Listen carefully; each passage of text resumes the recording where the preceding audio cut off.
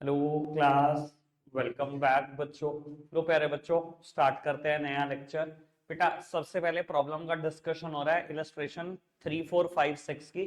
जिसको लग रहा था ना कि यार मैंने पूरा क्वेश्चन ये छोड़ दिया, पूरा भैया पूरा छोड़ने जैसा कोई क्वेश्चन था ही नहीं। पूरा छोड़ने जैसा कोई क्वेश्चन नहीं था। आप एक आधी एडजस्टमेंट छोड़ाते, ये बात मैंने कल ही बोली थी। चलो खैर लेट इट बी। आपने अब छोड़ा तो देखो कैसे मैनेज करना है। सबसे पहले थर्ड इलस्ट्रेशन, दो प्रॉब्लम ले रहा हूं, एक एडजस्टमेंट नंबर 2, एडजस्टमेंट नंबर 4। इसके अलावा किसी की कोई प्रॉब्लम है तो बताओ। 4 है किसी की प्रॉब्लम? हाँ 4 तो होनी थी। चलो नहीं भी है तो बहुत बढ़िया, बाकी मैं पूछ लूंगा जिसकी नहीं है प्रॉब्लम। बेटा कहता है private purchases amounted to ₹5,000 have been debited to purchase account. Although सही बात अगर मैं बोलूं तो बेटा ये कोई एडजस्टमेंट नहीं है, ये तो रेक्टिफिकेशन ऑफ एरर है। कहता है प्राइवेट परचेजेस थी, परचेज में डाल दी। अच्छा जी हटाओ बाहर। 5,000 रुपए परचेज में से कम कर दिए होंगे, ड्रॉइंग्स में दिखा दिए होंगे प्राइवेट परचेजेस थी। ये रेक्टिफिकेशन ऑफ एरर कर रहा हूं सही मायने में। इसको अगर कोई एडजस्टमेंट बोल रहा है गधा है वो, ये कोई एडजस्टमेंट नहीं है। आगे बढ़ाओ जी, फोर्थ वन। ये सबसे काम की बात है इस पूरे क्वेश्चन की। ठीक है जी, कहता है a new sign board costing 4,000 is included in the act. Sir sign board शायद सब समझते होंगे। जैसे हम देहरादून चौक पे गए, हमने साइन बोर्ड देखा, देहरादून इतने किलोमीटर दूर। देखा साइन बोर्ड? वो साइन बोर्ड होते हैं बेटा। वो अब कहते हैं साइन बोर्ड है, 4,000 रुपए का, एड में दिखा दिया। भाई साइन बोर्ड होते ही एड है। अब वो कह रहे हैं ना अगर एड में दिखा दिया, तो मैं इसका लॉजिक समझा देता हूं क्या प्रॉब्लम हो सकती है। कई बार हो सकता है ना साइन बोर्ड मैंने इतना मजबूत बनवाया, इतना लोहे का बनवाया कि उसकी लाइफ 1 साल से ज्यादा है। ऐसा हो सकता कि नहीं हो सकता? तो बेटा अगर वो कह रहा है एड में दिखा दिया, इसका मतलब दिक्कत यह है कि एड में दिखाना ही नहीं था।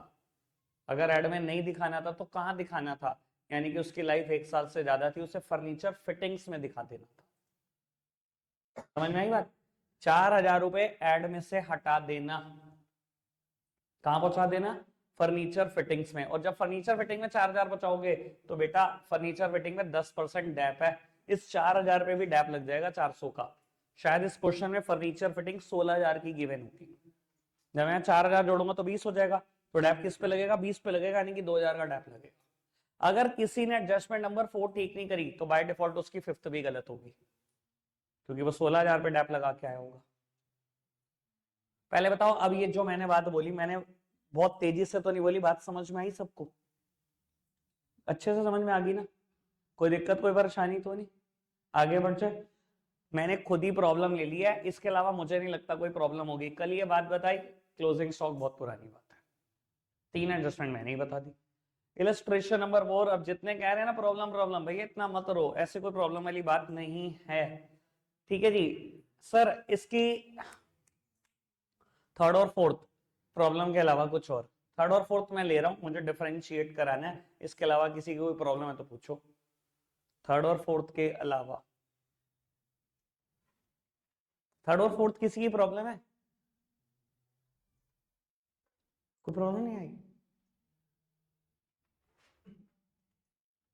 चिपका के आए हो? हाँ आधो का तो पता है यार। डर, डर की वजह से कह लो, चलो थोड़ी बहुत मेरे को रिस्पेक्ट देने की वजह से कह लो, मेरी एक्सपेक्टेशन पूरी करने के लिए, आधे तो चिपकाए।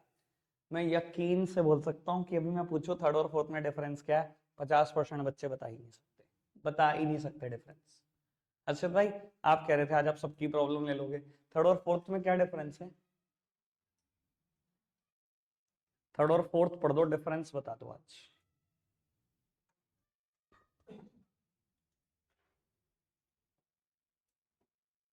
बेटे चीटिंग करनी छोड़ दो। तुम्हें भी पता है भाई साहब, तुम शेर हो तो सामने वाला भी सवा शेर है। ऐसे फंसा लूंगा भाई साहब, भूल जाओगे सब कुछ। करा है तूने, खुद करा है सर से? देख ले यार। तो आज तो डिफरेंस बता दे थर्ड फोर्थ का। कोई बताना चाहता है? चलो सबको मौका दिया, सारे उस रेस में शामिल। तुमने करा है ना क्वेश्चन, थर्ड और फोर्थ एडजस्टमेंट का डिफरेंस चाहिए मुझे। हैंड रेस करो, देखे भैया कौन है शेर अकेला शिकार करना चाहता है। कोई शेर जो अकेला शिकार करना चाहता हो, एक ईदड़ों की तरह नहीं है। आओ सामने आओ। तेरे बाबू एक बार तो क्लैपिंग हो जाइए, महीने में एक दिन आते भाजी पार्क, इनसे मिलो। हाँ सर। मतलब पूरे साल का मिनिमम एक ही बार मिले और उसमें 30 जून तक का। नहीं, ये तो इंग्लिश पढ़ के मुझे भी समझ में आया। तालियां वापसी वापसी ले लो भैया। ये कहते ये तो एक साल का, भाई मुझे भी पता लगा ये तो एक साल का। कहता ये 30 जून तक पे कर दिया, ये भी मुझे पता लगा। और क्या डिफरेंस है? हैं? ये कह रहा ऊपर इंश्योरेंस लिखा है, नीचे वेजेस।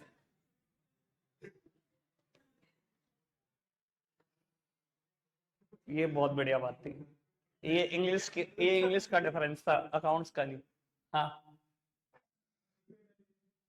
दोनों प्रीपेड है, तो डिफरेंस क्या है? चलो आओ, बस बस, अरे छोड़ो मजाक तुम।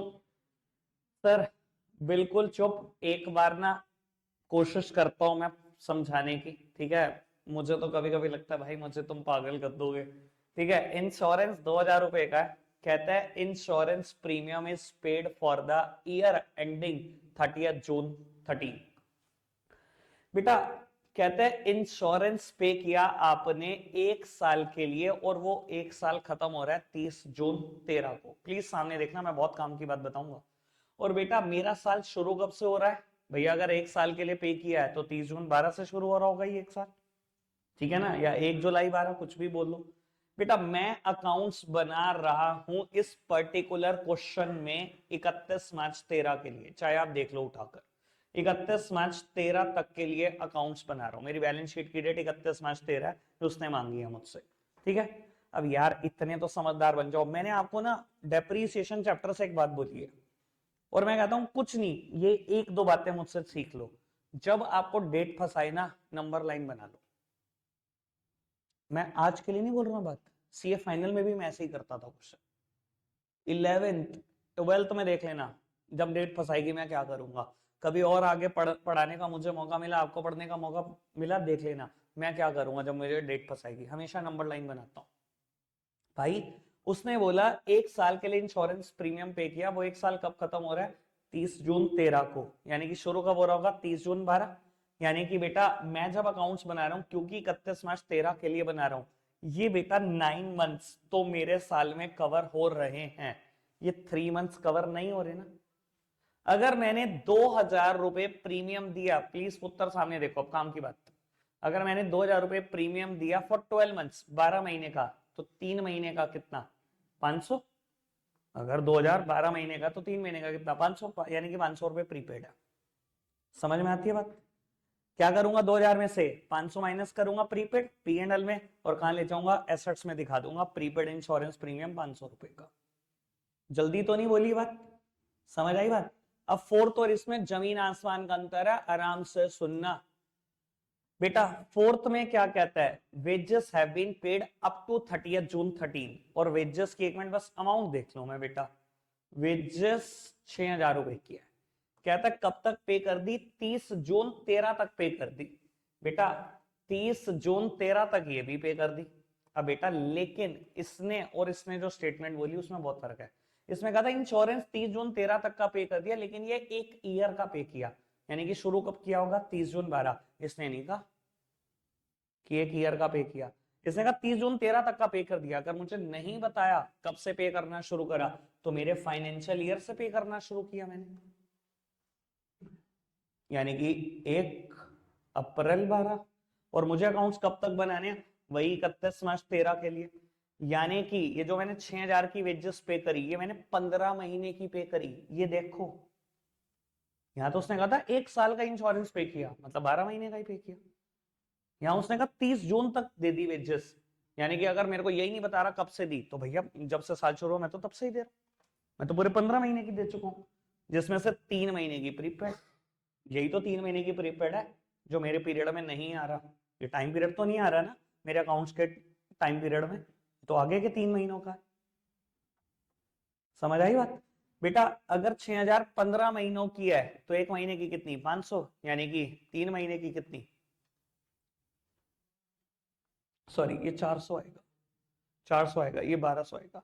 अगर 6000 15 महीने की है तो एक महीने की कितनी 400, 3 महीने की कितनी 1200, 1200 का प्रीपेड है। वेजेस कहां दिखाते हैं, ट्रेडिंग में। ट्रेडिंग में 6000 दिखाओगे, माइनस करोगे प्रीपेड वेजेस 1200 रुपए, ये प्रीपेड कहां चला जाएगा, एसेट्स में, प्रीपेड वेजेस 1200।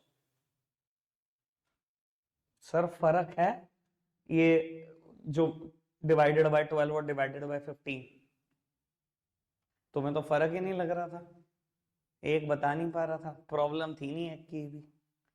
एक बच्चा कह रहा ये मेरी प्रॉब्लम है, बाकी सब तो कर गए थे। क्या बोलूं भाई, क्या टेप रहे हो तुम, ना पूछो प्रॉब्लम, अगर मैं खुद से जज ना करूं मैं भी नहीं बताता।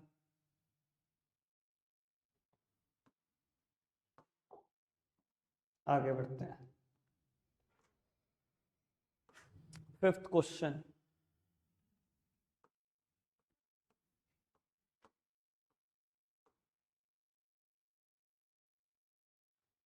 प्रॉब्लम क्या है, फिफ्थ है प्रॉब्लम, फिफ्थ पार्ट। कोई और प्रॉब्लम पूछो, चलो पूछो, हाँ जी सर, फिफ्थ ही प्रॉब्लम, बाकी सब और कोई प्रॉब्लम सर पूछ लो ईमानदारी से, मैं इस बार पूछूंगा वॉट लग जाएगी। सेकंड, ये तो थर्ड भी है, फोर्थ, फोर्थ फोर्थ फोर्थ, आले नल्ले। इधर देखो, वैसे दिन तो बहुत खराब आ गए हैं बाबू, लोन फ्रॉम एक्स, एक्स से लोन लेना पड़ गया, ऐसी क्या मजबूरी थी भाई, भाई एक्स है, पैसे तो अब देने नहीं, वापस ही नहीं करना ऐसा बैंक लोन कभी, ऐसा थर्ड पार्टी लोन कभी वापस मत करो। बेटा कहता है एक्स से लोन लिया 1 अगस्त 16 को, कोई इंटरेस्ट नहीं दिया, भाई बड़ी सीधी सीधी सी बात है, ये लिखा हुआ है एक्स से लोन लिया, अमाउंट भी लिखा, ओ सॉरी रेट भी लिखा हुआ है 18% पे लिया। बेटा आपने 10,000 रुपए का लोन लिया है 18% पे, कहता है 1 अगस्त को लिया है, यानी कि साल में अभी भी कितने महीने बचते हैं, 8, अगस्त सितंबर अक्टूबर नवंबर गिन लियो, 8 महीने बचते हैं, 8 महीने का आउटस्टैंडिंग इंटरेस्ट है, क्या होता है आउटस्टैंडिंग का ट्रीटमेंट, भाई P&L में डेबिट साइड चला जाएगा, हाथों हाथ लाइबिलिटी में चला जाएगा, खत्म। सेकंड पॉइंट तो आगे बढ़ जाओ जी, थर्ड वन, चलो थर्ड करता हूं मैं, 1 मिनट रुको, पहले फिफ्थ बता दो।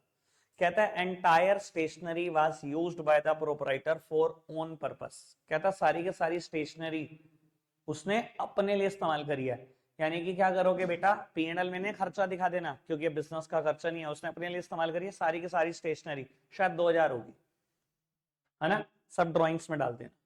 ये जो मैं अभी अमाउंट बिना देखे बता देता हूं ना, समझ लेना मेहनत चलती है, तुम्हारे साथ ज्यादा मेहनत करता हूं, आधी से ज्यादा फिगर बता सकता हूं बिना देखे, तुम्हें नहीं बस पता होती, करके आए मैं क्वेश्चन, ठीक है जी, कोई दिक्कत कोई परेशानी तो नहीं। अब सबसे काम की बात पता नहीं, चलो अगर फोर्थ किसी की प्रॉब्लम है ये भी बता देता हूँ, फिर काम की बात बताता हूँ। 1/3 of wages and salary to be charge to trading account and balance to P&L account, बेटा जितनी भी ऊपर वेजेस एंड सैलरी दी हुई है ना, कहता है 1/3 ट्रेडिंग अकाउंट में दिखा दो, यानी कि 2/3 P&L अकाउंट में दिखा दो। भैया देख लो कितनी वेजेस एंड सैलरी गिवन है, कहीं तो होंगी, ये रही अमाउंट, बेटा अमाउंट है मेरे पास 18,000 रुपए, 1/3 कितना 6,000, 6,000 दिखा देना ट्रेडिंग में, बाकी 12,000 कहां दिखा देना, P&L अकाउंट में दिखा देना, यानी कि बिल्कुल सीधी सीधी सी बात, ऐसा उन्होंने अजम्पशन ली है कि 1/3 जो वेजेस हैं वो फैक्ट्री में यूज हुई हैं, बाकी सब ऑफिस में इस्तेमाल हुई, डन। अब बेटा ये वाली बात को ना सॉल्व करने के ना 2-3 तरीके हैं, आराम से सुन लेना एक बार, थर्ड पॉइंट मेरा, आप क्या करके आए हो मुझे कोई दिलचस्पी नहीं है उसमें, ठीक है ना जी, क्योंकि आपने तो बुक का सॉल्यूशन देखा मुझे पता है, अब आप देख लो भैया मैं क्या करता हूँ। बेटा कहता है included in the general expense is the insurance premium 1200 paid for 1 year ending 30th June 17, जो मैंने अभी बात बोली, अभी एक क्वेश्चन करा ना बेटा जिसमें थर्ड और फोर्थ पॉइंट का मैंने डिफरेंस बताया, इलस्ट्रेशन नंबर 4, ठीक है ना, और इसमें कोई खास अंतर नहीं है। कहता है जनरल एक्सपेंस में इंश्योरेंस प्रीमियम के 1200 रुपए शामिल है। ठीक है जी, 1200 रुपए शामिल है। कहता है वो पे किए गए हैं 1 साल के लिए, और वो 1 साल 30 जून 17 को खत्म होता है। ठीक है जी, आओ जी बेटा, एक बात बताओ मेरे को, 30 जून 17 को खत्म होता है, यानी कि शुरू कब हुआ होगा? 30 जून 16 को। ये पूरे साल के कितने पैसे दिए आपने? 1200। 1200 दिए 12 महीने के, तो 3 महीने के कितने? 300, यानी कि 300 रुपए का प्रीपेड है। मोटी मोटी बात तो यही है, 300 रुपए का प्रीपेड है बस, और तो कोई बात नहीं है। अब 1 मिनट के लिए मेरी तरफ देखो, मैं इस क्वेश्चन को ना 2 अलग अलग रास्ते से कर सकता हूँ। Trading and P and L account बनाया होगा आपने टू जनरल एक्सपेंस, कितना है? 10,600 शायद, 10,600। बेटा जनरल एक्सपेंस में लिखा हुआ है 10,600। 1 मिनट सामने देखना, उसने बोला included in the general expense insurance worth ₹1200 दिया जा रहा है। ठीक है, अब मेरी बात सुन, अगर जनरल एक्सपेंस में इंश्योरेंस की अमाउंट शामिल है, कोई दिक्कत है? दिक्कत है? चलो, अगर आप कहते हो दिक्कत है, वैसे मुझे तो लगता नहीं कोई दिक्कत है। क्यों नहीं लगता, मैं बता देता हूँ। जनरल एक्सपेंस पी&एल अकाउंट में जाते हैं, इंश्योरेंस प्रीमियम पी&एल अकाउंट में जाता है, मुझे नहीं लगता कोई दिक्कत है। मैंने इसलिए कहा था इसके करने के 2-3 तरीके हो सकते हैं। आपने कहा जी दिक्कत है, अच्छा दिक्कत है, लो बाहर निकाल दो इंश्योरेंस प्रीमियम को पूरे को। 1200 का था ना वो खर्चा, पूरा ही बाहर निकाल दिया मैंने, अलग से दिखा दिया इंश्योरेंस एक्सपेंसेस या इंश्योरेंस प्रीमियम एक्सपेंसेस 1200। ठीक है, 1 मिनट सामने देखो, ये मैंने एडजस्टमेंट नहीं करी, ये तो मैंने रेक्टिफिकेशन करा। अब करो एडजस्टमेंट, इसमें 300 रुपए प्रीपेड क्या माइनस कर दो, माइनस प्रीपेड इंश्योरेंस 300 रुपए, ये आ गया खर्चा 900 का, ये 300 कहां जाएगा? Asset side. एक तो तरीका ये था। दूसरा तरीका, अगर कुछ बच्चे मेरे को फॉलो करना चाहे, मैं ऐसे कर देता हूं इसको, ट्रेडिंग एंड पी&एल अकाउंट सीधा लिखूंगा तो जनरल एक्सपेंस 10,600, अगर इसके अंदर इंश्योरेंस प्रीमियम पड़ा मुझे कोई ऑब्जेक्शन नहीं है, वो भी पी&एल का खर्चा, ये भी पी&एल का खर्चा, बस मैंने सीधा प्रीपेड इंश्योरेंस में से बाहर निकाला 300 रुपए, 10 300, और ये कहां ले गया 300 रुपए? Asset side. ये भी बिल्कुल ओके, ये भी एक ओके। 10 300 अमाउंट आई, ये क्या आ गई? ये कोई अनोखा आ गया? ये भी तो 10 300 ही आया, अगर मेरा 10 300 आया, समझ आई? इसलिए मैं कह रहा था 2 तरीके हैं, हो गया ठीक। और बताओ जी प्रॉब्लम, अभी तक डन है? आगे बढ़ो, बहुत मुश्किल क्वेश्चन पूछ लिया भाई, डर लग गया। हाँ जी पूछो। मैं वैसे क्यों बता रहा हूँ यार, ये प्रॉब्लम है क्या? ना भाई ना, मैं कुछ नहीं बता रहा इसमें से, बिल्कुल भी नहीं, मतलब ही नहीं है, क्या बताऊं इसमें से? डेप्रिसिएशन थोड़ी बताऊंगा प्रॉब्लम। किसी की कोई प्रॉब्लम है 6th में? पानी भर लो आज, अगर प्रॉब्लम है तो। चलो जी डन, आगे बढ़े बाबू। एक आपके लिए homework, illustration number 11, illustration number 11, question 3-4, question 3। अबे अबे ना कर देना इस चैप्टर में, मैं सारी अबे निकाल दूंगा। Question 3-4, illustration 11। ठीक है जी, आओ जी सामने देखना पुत्र जी, सारे सारे सामने देख रहे हैं बस।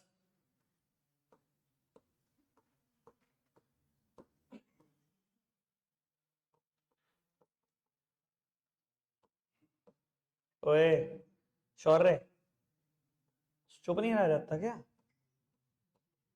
दिक्कत है?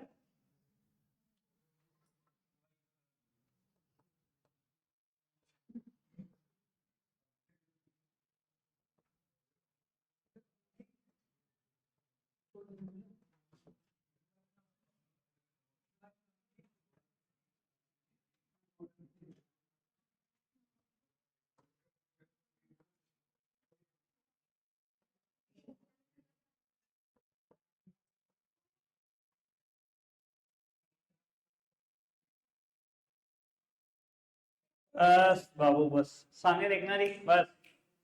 कल बेटा हमने ना इसका P&L अकाउंट वाला पोर्शन रट्टा मार लिया था, है ना? वो तो खैर आप एक्सपर्ट हो, मैं अगर छेड़ू ना आज तक कि मैं नहीं करा रहा इसको, तो ठीक है, पूरी 11th निकल जाएगी, पूरी 12th निकल जाएगी, रट्टू तोते तो हैं ही हम। ठीक है जी, हमें कौन सा जानना है, लेकिन कोई नहीं, मुझे पता है बेटा, old bad debt plus new bad debt plus closing provision minus opening provision, कल हम कुछ ऐसा कर रहे थे। ठीक है जी, यार से रटने की जरूरत खत्म हो जाएगी बेटा, मैं कुछ अब तरीके से समझा दूं इस चीज को, सब सामने देखते रहना बेटा। यही था मैक्सिमम लेवल का क्वेश्चन, जिसमें चारों आइटम ये गिवन होती थी और बेटा एक डेटर गिवन होते थे। ठीक है, एक बार मैं कल वाले तरीके से करता हूं और फिर मेरा एनालिसिस शुरू। बेटा बैलेंस शीट में मैंने सबसे पहले दिखा दिए डेटर्स, मुझे गिवन है 8,11,000 रुपए के। ठीक है जी, रौनक छोड़ दे यार। पी एंड एल अकाउंट में बेटा old bad debts plus new bad debts plus closing provisions minus opening provisions. बेटा मुझे ओल्ड बैड डेट कितने गिवन है देखना यार, लिखा ही नहीं कुछ। बेटा old bad debt 20,000, opening provision 50,000। ठीक है जी, ट्रायल के आइटम एक एक जगह चली गई। बेटा सबसे पहले माइनस करो जो नए बैड डेट हुए। न्यू बैड डेट को मैंने माइनस कर दिया, नए बैड डेट बेटा मेरे पास 11,000 रुपए के हुए। डेटर कितने बच गए? 8 लाख। ये एक जगह तो जा नहीं सकती, एडजस्टमेंट है, दो जगह जाएगी। और यहाँ पर हमने नए बैड डेट का वैसे भी कॉलम बना रखा है। बेटा माइनस कर दो क्लोजिंग प्रोविजन, 10% प्रोविजन क्रिएट करना है। क्वेश्चन कहता है 8 लाख का 10% मतलब 80,000, यानी कि 7,20,000 के डेटर वहां पहुंच गए। अब यहाँ कुछ माइनस हुआ, एक जगह तो जाएगा नहीं, दूसरी जगह भी जाएगा, वो दूसरी जगह ये बोलियो ना। 1,11,000 में से 50 चले गए, ये आ गया कितना? 61,000 रुपए। ठीक है जी, रट्टू तत्तो का काम चल रहा है तो चल रहा है। आओ जी बेटा, लेकिन एक ट्राई बहुत जेन्युइन समझाना है भैया। ठीक है जी, अब देखते हैं भैया कितने समझ पाते हैं। मैं 2 ट्राई करूंगा, एक बॉडी जेन्युइन ट्राई करूंगा। सबसे पहली बार जो जान लगाऊंगा वो कभी नहीं लगेगी, मैं पक्का बता रहा हूँ। दूसरी बात ठीक है, एक और बार ट्राई कर दूंगा। अगर बेटा दूसरी बार में समझ ना आया तो समझ लेना हम रटने के लिए बने, हम समझने के लिए पैदा नहीं हुए। ठीक है जी, जैसा आज तक चल रहा है वैसे ही चलता रहेगा, फिर रीत चली आएगी फिर तो। ठीक है जी, आओ जी सब सामने देख रहे हैं। बेटा मैंने ना ये वाला पोर्शन कल पूरा रटवा दिया था, मैं इस पोर्शन का ना सॉल्यूशन दे रहा हूं जब भी ये पेपर में आए। ठीक है जी, आप चाहो तो नंबर लेने के लिए ये कर सकते हो, पर समझने वाला पोर्शन अलग रख लो। किस दिमाग में मैंने समझा भी हुआ है। ठीक है, मेरे को रट के नंबर लेने थे, मैंने ले लिए, यही कर देना चाहिए। ठीक है जी, मैं क्या करता बेटा इसको समझने के लिए, मैंने क्या किया, provision for bad and doubtful date account बना दिया। सब उत्तर सामने देख रहे हैं। मैंने एक अकाउंट बना दिया जिसका नाम है provision for bad and doubtful date. Account सबने बनाए हैं, दिखने में टी शेप होते हैं, वही कॉलम होते हैं, date particular amount, date particular amount. ठीक है, provision is always a liability. मेरे मुंह से शायद ये 2-3 बार तो सुन ही लिया होगा। प्रोविजन कोई हो दुनिया में हमेशा लाइबिलिटी है। ठीक है जी, अगर लाइबिलिटी है, लाइबिलिटी हमेशा क्या होती है केशव भाई? अभी 2 मिनट बाद समझ नहीं आएगा कुछ भी। बाबू प्रोविजन लाइबिलिटी होती है, लाइबिलिटी हमेशा क्या होती है? क्रेडिट। अगर लाइबिलिटी हमेशा क्रेडिट होती है, मैंने क्रेडिट साइड, आपको पता है ना अकाउंट में left hand side is the debit side and right hand side is the credit side. मैंने बेटा क्रेडिट साइड में बैलेंसेस ब्रॉट डाउन कर दिए, ओपनिंग बैलेंस ब्रॉट डाउन कर दिया। अगर ओपनिंग बैलेंस यहाँ है, क्लोजिंग बैलेंस हमेशा यहाँ है। कोई दिक्कत कोई परेशानी तो नहीं? पहले हमने डिसाइड किया प्रोविजन लाइबिलिटी है, लाइबिलिटी हमेशा क्रेडिट होती है, ओपनिंग बैलेंस ये लिखा हुआ, क्लोजिंग ये लिखा हुआ है ना। लाइबिलिटी है, क्लोजिंग बैलेंस हमेशा यहाँ होगा। क्यों? क्योंकि ब्रॉट डाउन कहाँ होगा? क्रेडिट साइड ही होगा, और जिस तरह ब्रॉट डाउन होता है हमेशा उसकी वही साइड मानी जाती है। मतलब लाइबिलिटी अगर हमेशा क्रेडिट होती है, यही तो ब्रॉट डाउन होगा ना, तो कैरेट डाउन कहाँ होगा? यही तो होगा।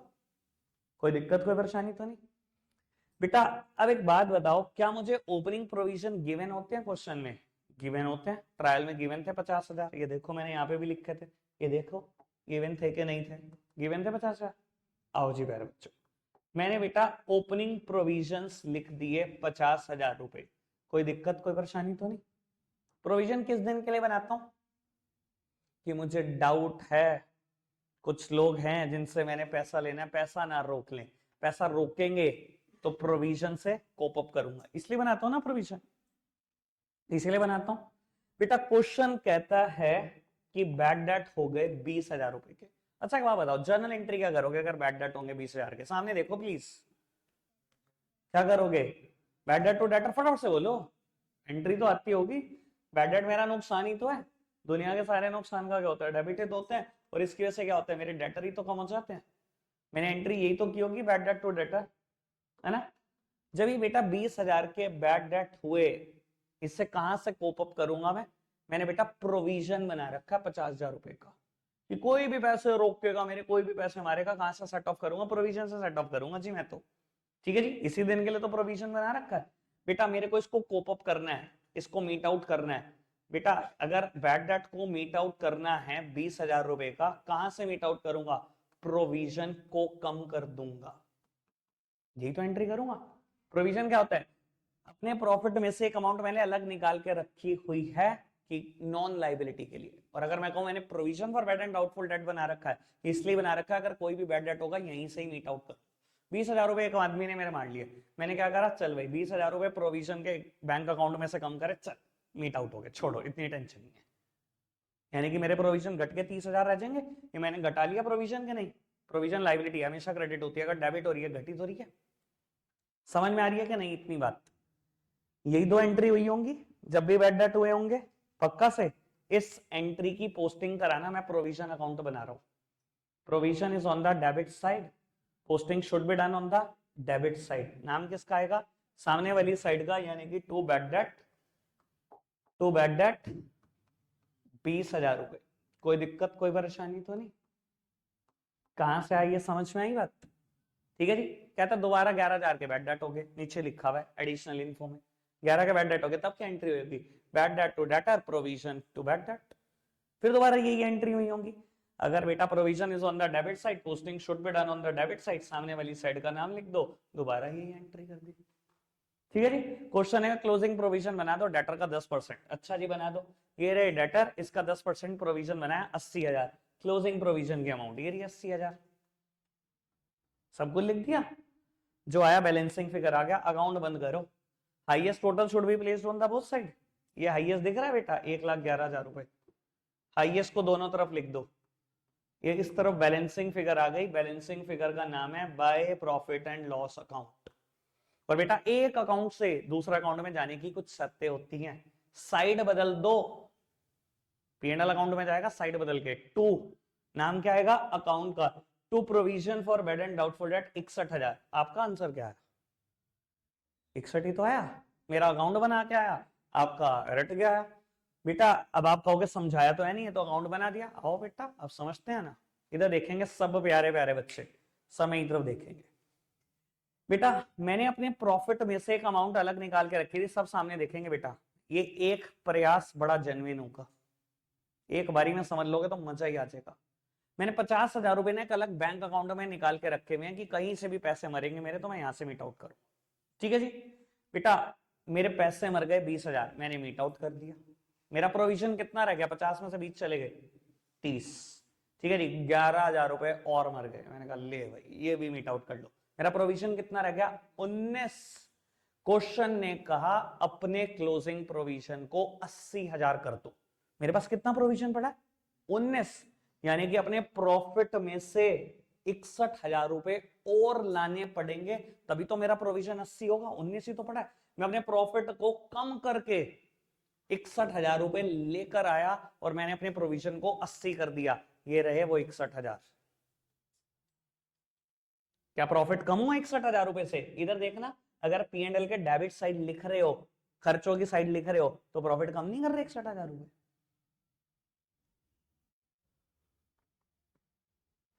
रीड हुआ? रीड हुआ? सामने देखो, कोई टेंशन नहीं है भैया, एक प्रयास और। 50,000 रुपए का ओपनिंग प्रोविजन पड़ा है। किस लिए प्रोविजन?